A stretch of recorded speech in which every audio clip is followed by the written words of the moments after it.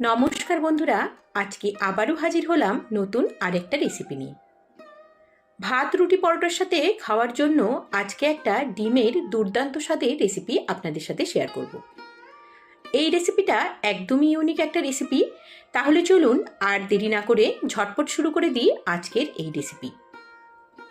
আজকের এই রেসিপিটা তৈরি করার জন্য আমি এখানে দুটো মিডিয়াম সাইজের পেঁয়াজ নিয়ে নিয়েছি, আর তার সাথে নিয়েছি দুটো ছোট সাইজের টমেটো। এখন আমি একটা পেঁয়াজ নিয়ে পেঁয়াজটাকে এরকম গোল গোলভাবে কেটে নিচ্ছি। পেঁয়াজগুলো কিন্তু বেশি পাতলা বা বেশি মোটা করে কাটা যাবে না, মোটামুটি একটা সাইজের রেখে আপনারা এইভাবে গোল গোল করে কেটে নেবেন। দেখুন পেঁয়াজগুলো আমার কাটা হয়ে গেছে। এখন টমেটোটাকেও আমরা এইভাবে গোল গোল করে কেটে নিচ্ছি। আপনারা ছোট সাইজের টমেটোর পরিবর্তে একটা মিডিয়াম সাইজের টমেটোও কিন্তু এর মধ্যে ব্যবহার করতে পারেন। দেখুন আমার কিন্তু পেঁয়াজ আর টমেটোগুলো কাটা হয়ে গেছে। পেঁয়াজ আর টমেটোর যে অবশিষ্ট অংশগুলো আছে এগুলো কিন্তু আমরা রান্নায় মশলা হিসেবে ব্যবহার করব। তো এগুলোকে আমি এখন একটা দিকে সরিয়ে রাখছি। এদিকে আমরা একটা পাত্রের মধ্যে নিয়ে নিয়েছি দেখুন 1 ইঞ্চি মতো আদা আর 7 থেকে 8টা মতো রসুনের কোয়া। এখানে আমি বড় সাইজের রসুনের কোয়াটা নিয়েছি, আর তার সাথে নিয়েছি দুটো ছোট সাইজের টমেটো। আর এখানে যে পেঁয়াজ আর টমেটোর অবশিষ্ট অংশগুলো ছিল সেগুলোও কিন্তু আমরা এর মধ্যে দিয়ে এটা একটা স্মুথ পেস্ট তৈরি করে নেব। আর এই পেস্টটা তৈরি করার সময় এখানে কিন্তু আমরা কোনো জল অ্যাড করব না। আজকে ডিমের রেসিপিটা আমি 3টে ডিম দিয়ে তৈরি করব, তাই ডিমগুলোকে আমি সেদ্ধ করে নিয়ে এগুলোকে খোসা ছাড়িয়ে রেখেছি। এখন প্রত্যেকটা ডিমকে এইভাবে গোল গোল করে কেটে নেব। পেঁয়াজ আর টমেটোগুলো আমরা যেভাবে কেটে নিয়েছি ডিমগুলো ঠিক সেভাবেই কেটে নেব, তবে খুব বেশি পাতলা করব না, তাতে ডিমগুলো কিন্তু ভেঙে যাওয়ার চান্স থাকে। এখানে দেখুন আমি একটা ডিমকে 4 টুকরো করে কেটে নিয়েছি। ডিমের সাইজ অনুযায়ী আপনারা কিন্তু একটু মোটা বা পাতলা করে এগুলোকে কেটে নিতে পারেন। আর এই ডিমগুলো কাটার পদ্ধতিটা কিন্তু খুবই সহজ, কিন্তু খুবই সাবধানে কেটে নিতে হয়, না হলে ডিমগুলো ভেঙে যেতে পারে। দেখুন সবগুলো ডিম কিন্তু কাটা হয়ে গেছে। আমি এখন একটা প্লেটের মধ্যে এগুলোকে তুলে রাখছি। এদিকে গ্যাসের ফ্লেমটা অন করে আমি একটা কড়াই বসিয়ে দিয়েছি, আর তার মধ্যে দিয়ে দিয়েছি 3 টেবিল চামচ পরিমাণ রিফাইন তেল। তো এই রান্নাটা আপনারা চাইলে সর্ষের তেলেও করে নিতে পারেন, তবে আমি এখানে রিফাইন তেল ব্যবহার করেছি। তারপর ডিমের টুকরোগুলো এক এক করে আমি তেলের মধ্যেই দিয়ে দিচ্ছি।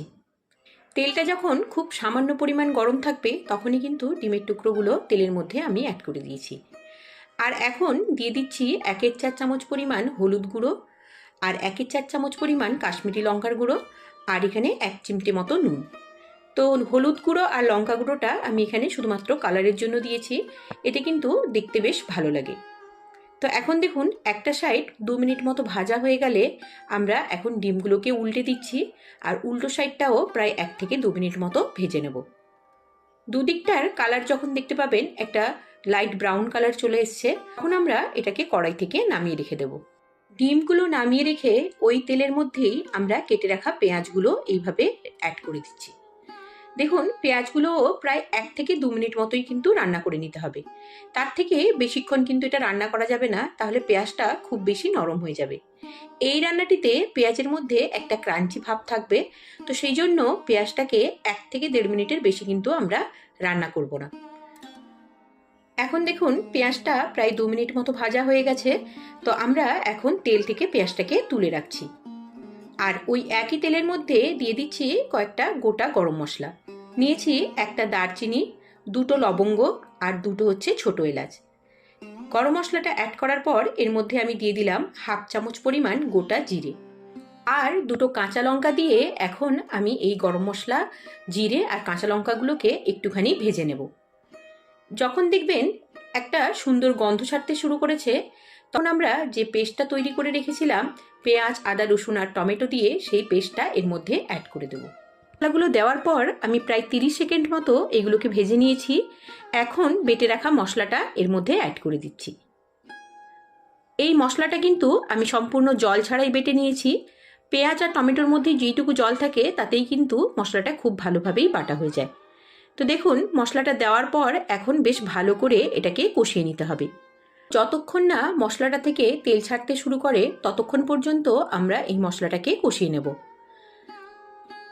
যে কোনো রান্নার স্বাদ কিন্তু মশলাটা ভাজার মধ্যে, তাই মশলাটাকে কিন্তু একটু সময় নিয়ে ভেজে নিতে হবে, তাতে রান্নার স্বাদটা অনেক গুণ বেশি হয়। এখন প্রায় 4 থেকে 5 মিনিট মতো পর আপনাদের দেখাচ্ছি। দেখুন মশলাটা থেকে এখন একটু একটু করে তেল ছাড়তে শুরু করেছে।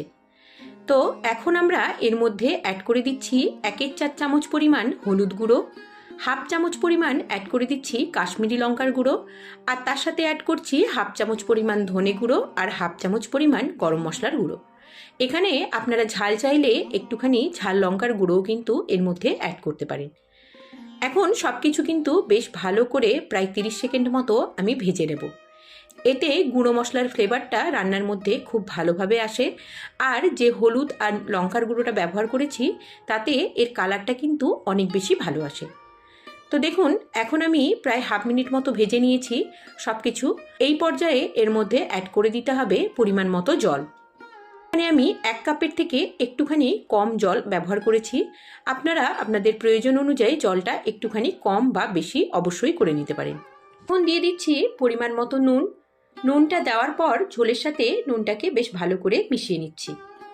আজকের এই রেসিপিটা কিন্তু খুবই ঝটপট হয়ে যায়।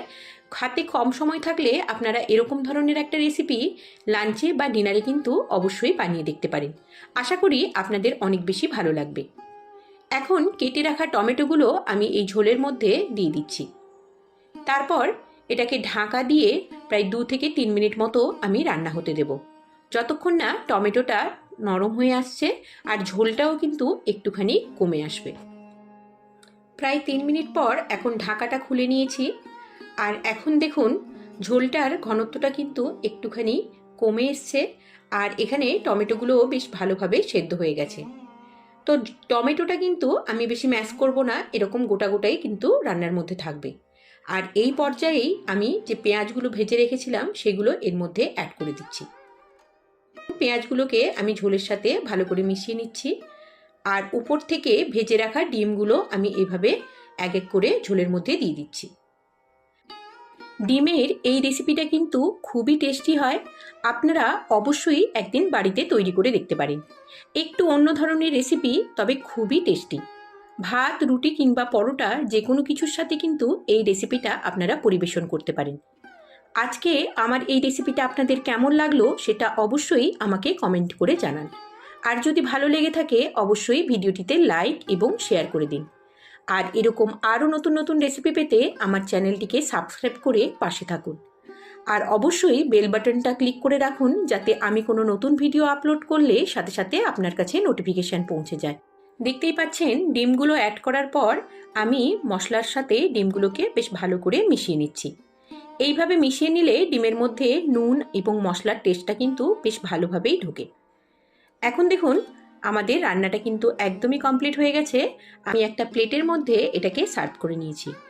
দেখতেই পাচ্ছেন কতটা লোভনীয় এই রেসিপিটা দেখতে হয়েছে, আর যেমন দেখতে হয়েছে তেমন কিন্তু খেতেও এটা খুবই টেস্টি। তাহলে আজকের মতো এখানেই শেষ করছি। নমস্কার।